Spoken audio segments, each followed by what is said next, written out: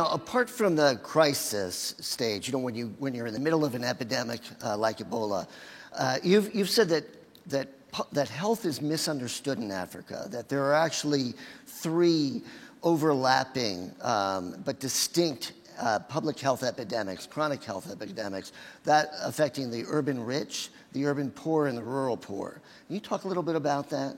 And why do we miss that? Yeah.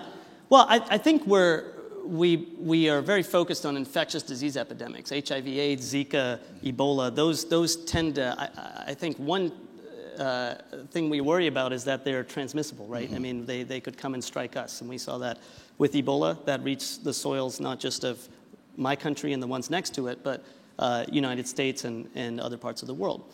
But the chronic disease epidemics, the non-communicable diseases, high blood pressure, diabetes, obesity, are also epidemics that transmit. I mean, they transmit where poverty is. They transmit where inequality is. Richard talked this morning about the fault lines of inequality.